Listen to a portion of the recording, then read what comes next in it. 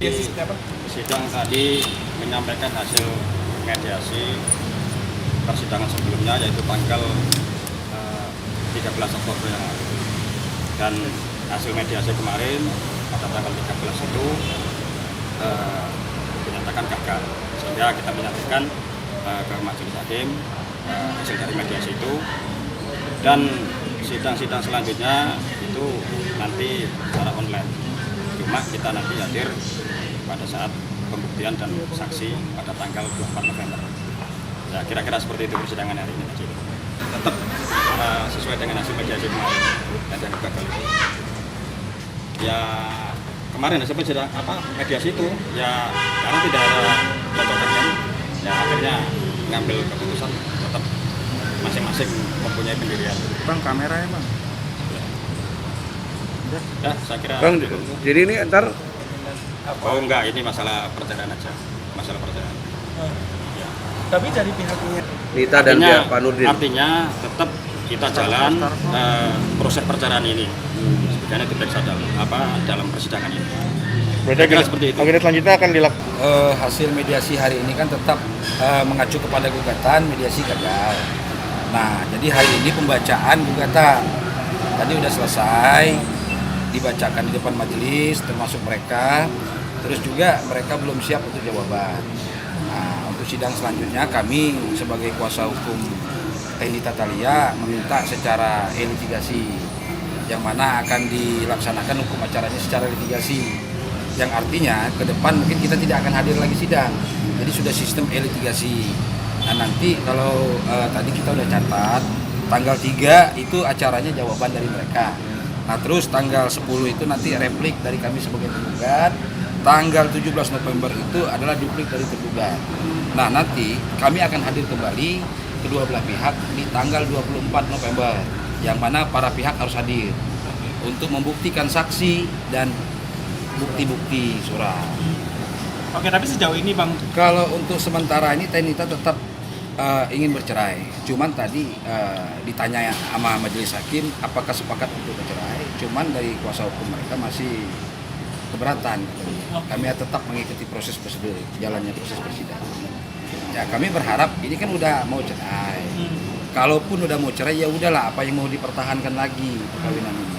Kalau sudah tidak cocok lagi ya udah cerai-cerai aja, kan itu simpel Bang. oke, tapi dari Bang, Mereka masih mempertahankan hak-hak hukumnya mereka. hak hukumnya seperti apa nih, boleh tahu Bang? Makanya nanti kita lihat jawaban-jawaban sidang-sidang mereka selanjutnya, apakah itu mereka membantah dalil-dalil kita atau tidak. Nanti seperti itu. Bang, Sudah siapkan saksi yang artinya untuk notabene dalam perkara ini ya.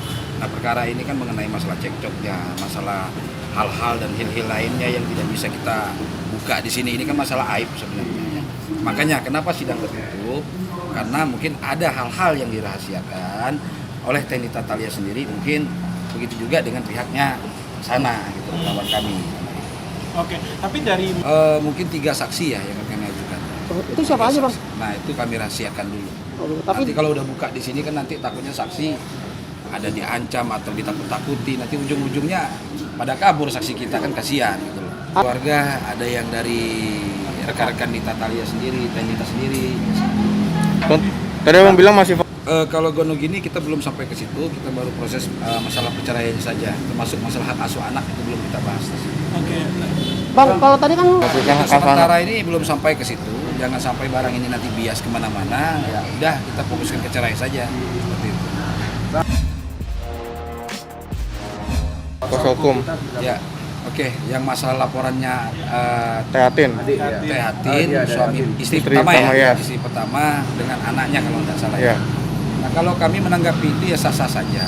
Sebagai warga negara yang merasa hak-haknya dirugikan, mereka berhak untuk melapor. Akan tetapi kan kita juga harus melihat apakah yang dilapornya ini orang yang bersangkutan langsung. Karena ini kan hanya komentar-komentar yang ada di Instagramnya Nita Thalia sendiri. Dan di sini kawan-kawan media harus paham, di dalam statement Nita Thalia itu bukan bersifat permanen, dan di bawahnya itu tertulis Delson. Artinya sementara, tidak serta-merta selamanya. Itu hanya mengingatkan. artinya ya mungkin menurut kami itu hanya sebatas kayak teguran somasi seperti itu. Nah, setiap orang yang merasa hak-haknya untuk kebenaran, ya kami rasa ya wajar saja dia memberitahukan secara melalui media Instagramnya dia atau secara somasi terbuka atau tertulis, itu sah-sah saja. Cuman itu dalam waktu yang tidak terlalu lama dan bisa dilihat seluruh orang, nanti sementara seperti itu. Nah, tanggapan Pak ini Ya kalau tanggapan beliau ya beliau menghormati saja, ya biarkan saja seperti itu, kita mengalir saja, kita ikuti perkembangannya. Nanti kalaupun memang itu harus ada panggilan-panggilan, ya harus kita hadapi. Artinya kita kan belum melakukan apa-apa. Artinya biarlah mereka di sini untuk melakukan pelaporan, untuk membuat hal-hal yang lain. Kami di sini belum, karena kami masih fokus pada proses perceraiannya dulu. Jadi satu-satu ya kita selesaikan. Ketika ini udah clear, udah selesai, baru nanti kita akan pikirkan untuk langkah-langkah hukum yang lainnya. secara Kalau yang namanya manusia ya ada lah ya, namanya psikis, psikologis terganggu. Ya artinya setiap orang yang pernah hidup bersama pasti punya kenang-kenangan baik manis maupun buruknya. Artinya di sini yang mungkin tidak bisa kami ungkapkan apa yang dirasakan Tenita Thalia sendiri, ya mungkin dia sendiri yang bisa merasakan itu. Tapi kami melihat secara kasat mata kami sebagai kuasa hukum, ya beliau sangat terpukul sekali.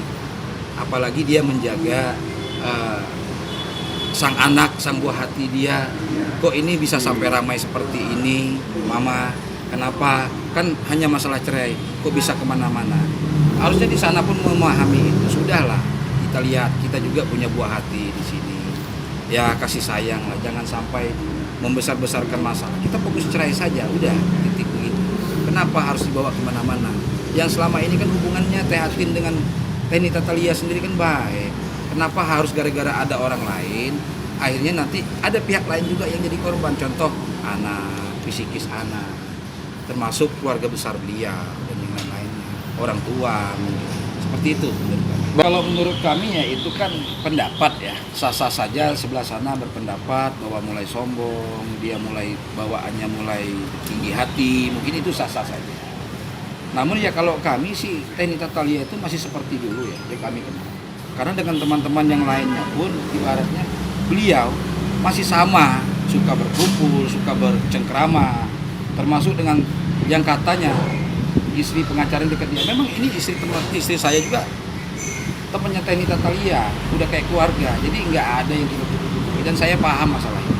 Sebenarnya ini kan aib, sebenarnya nggak perlu kita buka di media sosial seperti ini atau media TV atau apapun itu. Cukuplah antara Pak Rudi dengan Tenita Thalia sendiri yang paham. Ya kalau menyatakan bahwa dia sudah mulai tinggi dengan ketenarannya, dengan gaya hidupnya, ya menurut kami yang namanya manusia ya wajar-wajar saja ya. Terkadang namanya manusia, gak ada manusia itu sempurna. Yang bisa menilai manusia itu adalah Allah, bukan manusia menilai manusia. Dan yang tahu benar salah itu kita sendiri. Benar nggak? Udah kita ini kan salah nggak kira-kira seperti itu pendapat kami.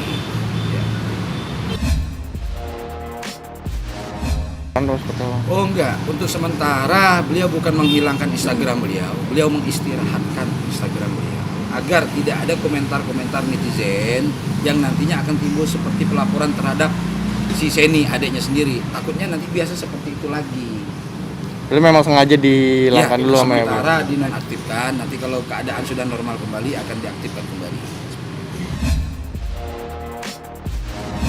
Iya, kan sudah bertemu. Ya, Bang. kalau untuk sekarang alhamdulillah itu si anaknya beliau sudah diserahkan kepada beliau. Jadi artinya ini sekarang yang mengasuh anak itu adalah Tenita Thalia. Sejak kita konversi pers terakhir kemarin, ya terima kasih kepada media, mungkin kita tidak bisa berbicara langsung, tapi disinilah menyentuh hati seorang ayah, hati seorang bapak, bagaimanapun itu putrinya. Udah berapa hari belum gitu? Sejak ya dalam bulan-bulan inilah, Bulan ini. bulan-bulan ini, artinya belum sampai 1 bulan. Boleh tahu sedikit alasan dari sang suami? Ya kalau anak sih apa yang diberitakan sebelumnya itu kan katanya anak nggak mau ikut dia. Tapi kan ya alhamdulillah anak juga tahu mana ibunya, mana ayahnya, mana bapaknya, kan. Artinya ini kan hak anak. Ketika anak ingin menemui mamanya, menemui ibunya, ya sah-sah saja, mereka tidak boleh melarang itu. Karena bagaimana? Itu anak punya hak. Hak apa? Hak dalam mendapatkan kebebasan. Pelindungan, undang-undang perlindungan anak kan jelas sekali dia. Artinya mereka tidak bisa juga menahan. Karena apa? Hak asuh anak itu ada pada ibunya. Sedangkan hak perwalian ada pada bapaknya melekat. Jadi itu yang harus kita pahami sebenarnya.